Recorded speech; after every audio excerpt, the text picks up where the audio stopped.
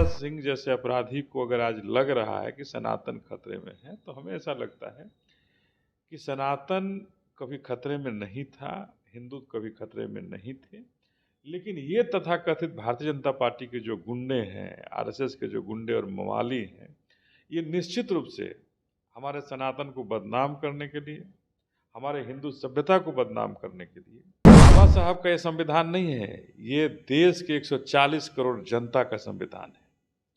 अगर इस संविधान पर कोई हाथ उठाएगा, अंगुली उठाएगा, तो हमारी बहुजन सेना, BS4, मैं अनिल चौधरी उसके हाथ को तोड़ने का काम करूँगा। और सनातन न कभी खतरे में था। उससे पूछिए कि क्या उनके दादा आए थे, क्या कि उनके बाप आए थे लिखने? ब्रजभूषण सिंह के बाप लिखे थे कि दादा लिखे थे? कौन लिखे थे? हम तो पूछना चाहते हैं कि आपके दादा लिखे थे या मोदी जी लिख दिए थे भारत के संविधान? भारत के संविधान अगर किसी ने लिखा है तो उस एक ही नाम है बाबा साहब, बाबा भीमराव अंबेडकर साहब लिखे थे। और जो भारत के तमाम आज के 140 करोड़ जनता है, सबके हितों को देखते हुए उन्होंने लिखा था। ब्रजभूषण सिंह क्या है? रेपिस्ट हैं, खिलाड़ियों के रेप का आरोप है, लेकिन भारतीय जनता पार्टी की सरकार ने उन्हें बचाने का काम किया है। इन रेपिस्टों से, इन अपराधियों से कभी भी उम्मीद नहीं कीजिएगा कि ये बाबा साहब पर फूल बरसाएंगे। बाबा साहब के जो अनुयायी हैं, जो बाबा साहब के जो शिष्य हैं, उनके लिए कभी ये काम करेंगे।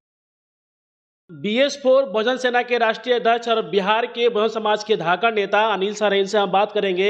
बिहार की राजनीति पे बात करेंगे। उत्तर प्रदेश के रहने वाले राजा भैया ब्रजभूषण शरण सिंह पे बात कर रहे हैं। उन्होंने कहा है कि बाबा साहब ने संविधान नहीं लिखा है। राजा भैया वहीं पे कह रहे हैं कि अगर सनातन खत्म होगा तो संविधान भी नहीं बचेगा, संविधान फाड़ के फेंक दिया जाएगा। तमाम मसले पे बात करेंगे। सर बहुत बहुत स्वागत है। पहले बहुत बहुत धन्यवाद आपको और आपके दर्शकों को। सर, उत्तर प्रदेश के रहने वाले राजा भैया कह रहे हैं कि अगर सनातन खत्म होगा तो संविधान भी नहीं बचेगा, संविधान भी उसको फाड़ दिया जाएगा। ये राजा के साथ भैया क्यों लगा रहे हैं? ये एक छुट भैया गुंडा है, और गुंडा और अपराधियों के आगे भैया शब्द बड़ा ये लगता है। और हम तो यही कहेंगे कि नाम सीधा लेना चाहिए, और अपने दर्शकों को भी आप सीधा सीधा एक अपराधी के लिए इतने बड़े शब्दों से उन्हें नहीं नवाजा जाना चाहिए। और राजा निश्चित रूप से जिस तरह से उन्होंने संविधान का अपमान किया है, निश्चित रूप से दोषी हैं, और उनके खिलाफ कानूनी कार्रवाई उत्तर प्रदेश में होनी चाहिए। सर, उनको क्यों लगता है कि सनातन खत्म हो रहा है इस देश से? देखिए, जब कांग्रेस की सरकार थी तब तो सनातन नहीं खत्म हुआ था, तब हिंदू खतरे में नहीं थे। और जब आज लगभग 22 राज्यों में भारतीय जनता पार्टी की सरकार हो गई, केंद्र में भारतीय जनता पार्टी की सरकार है, उत्तर प्रदेश बड़े राज्य में जहां भारतीय जनता पार्टी की सरकार है, और राजा सिंह जैसे अपराधी को अगर आज लग रहा है कि सनातन खतरे में है, तो हमें ऐसा लगता है कि सनातन कभी खतरे में नहीं था, हिंदू कभी खतरे में नहीं थे। लेकिन ये तथाकथित भारतीय जनता पार्टी के जो गुंडे हैं, आरएसएस के जो गुंडे और मवाली हैं, ये निश्चित रूप से हमारे सनातन को बदनाम करने के लिए, हमारे हिंदू सभ्यता को बदनाम करने के लिए, ये अपने गुंडा तत्व को बढ़ावा देने के लिए, और अपने आताताइयों को खुश करने के लिए, अपने आकाओं को खुश करने के लिए इस तरह का बयान दे करके लोगों को, जो शोषित दलित वंचित वर्ग है, उसको डराने और धमकाने का काम कर रहे हैं। ऐसा क्यों लगता है कि अगर सनातन खत्म होगा तो संविधान भी नहीं बचेगा? किसको धमकी दे रहे हैं सब कहकर? देखिए, सबसे पहले तो हम राजा जैसे अपराधी को ये कहना चाहते हैं कि एक अपराधी हो, अपराधी जैसा रहो। बाबा साहब का ये संविधान नहीं है, ये देश के 140 करोड़ जनता का संविधान है। अगर इस संविधान पर कोई हाथ उठाएगा, अंगुली उठाएगा, तो हमारी बहुजन सेना, BS4, मैं अनिल चौधरी उसके हाथ को तोड़ने का काम करूँगा। और सनातन न कभी खतरे में था, न कभी खतरे में रहेगा। लेकिन हमारे बाबा साहब के लिखा हुआ संविधान पर, भारत के संविधान पर अगर कोई अंगुली उठाएगा, हाथ उठा के कहेगा कि हम फाड़ देंगे, तो उन फाड़ने वाले को उनके हाथों को तोड़ने का काम हमारी बहुजन सेना करेगी।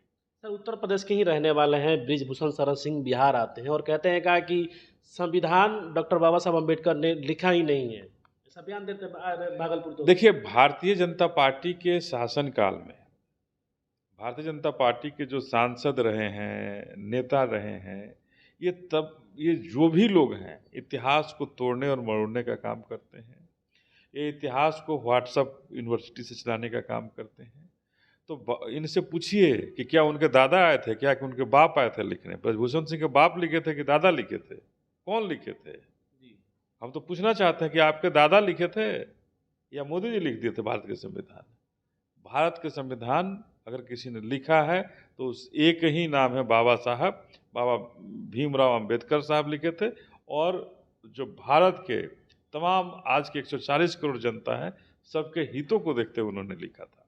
और ये जो गुंडा मवाली जो रेपिस्ट हैं, ब्रजभूषण सिंह क्या है? रेपिस्ट हैं, खिलाड़ियों के रेप का आरोप है, लेकिन भारतीय जनता पार्टी की सरकार ने उन्हें बचाने का काम किया है।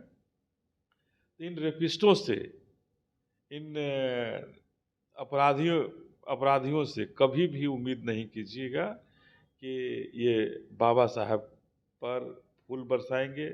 बाबा साहब के जो अनुयायी हैं, जो बाबा साहब के जो शिष्य हैं, उनके लिए कभी ये काम करेंगे। ये हमेशा शोषित, दलित, वंचित, पिछड़ा, अति पिछड़ा वर्ग को दबाने का काम किए हैं, डराने का काम किए हैं। और इनका ये भाषण जो है, इनका ये वक्तव्य है, उन्हें डराने वाली है। दिक्कत क्या है सर संविधान से? इतना अच्छा संविधान है कि दिक्कत क्या है? देखिए, संविधान से उन्हें दिक्कत नहीं है। दिक्कत है कि संविधान में जो शोषित, दलित, वंचितों को जो बोलने का अधिकार मिला है, उनसे इन्हें दिक्कत है।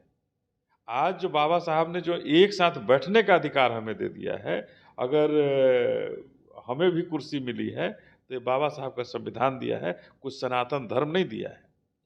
और कोई ब्रजभूषण सिंह के दादा नहीं दे दिए हैं, या राजा सिंह के दादा ने नहीं दिया है। ये बाबा साहब के संविधान ने दिया है। और भारत के संविधान में सबके लिए बराबरी का हक है, बराबरी का अधिकार है। कोई बड़ा और कोई छोटा नहीं है। अगर अपराधी, चाहे वो ब्रजभूषण सिंह हो या राजा सिंह हो, ये अगर अपराधी हैं तो भारतीय जनता पार्टी की सरकार कब तक इन्हें बचा लेगी? सरकार बदलेगी, निश्चित रूप से ये अपराधी जेल के सलाखों में होंगे।